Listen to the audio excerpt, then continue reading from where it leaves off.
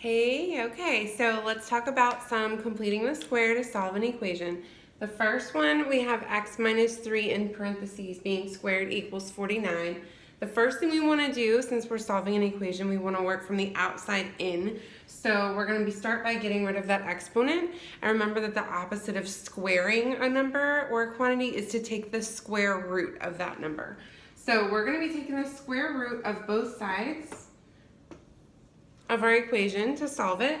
That means that square and square root are going to cancel each other out, and we're just going to carry down our x minus 3 from that side of the equation.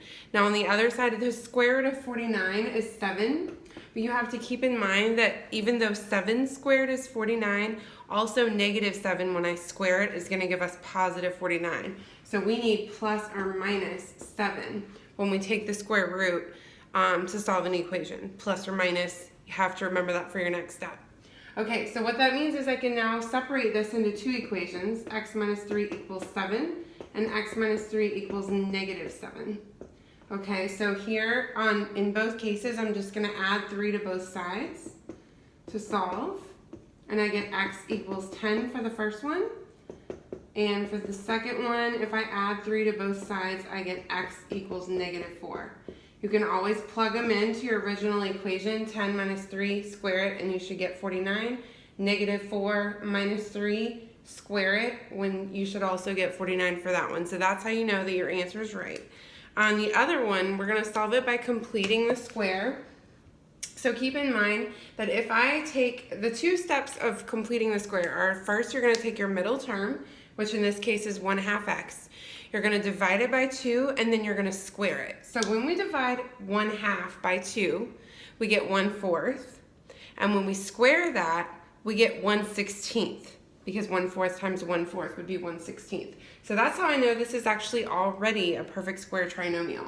So I can represent that in factored form, which is just taking the middle term and dividing it by 2. So that means this would be equal to x minus 1/4 when I divide 1/2 by 2 squared, if I write that in factored form.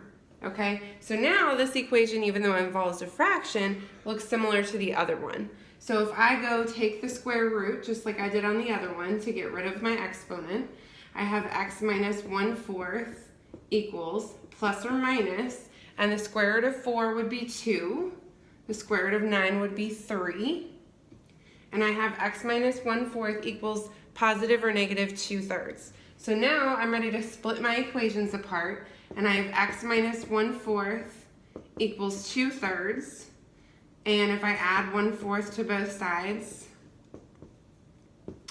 I'm going to get x equals, and that would be 8/12 plus 3/12, so that would be 11/12 for that one.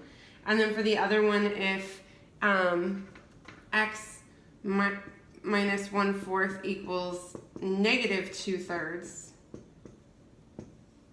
then I'm going to add 1/4 to both sides, and I have negative 8/12 plus 1, negative 8/12 plus 3/12, which would be negative 5/12.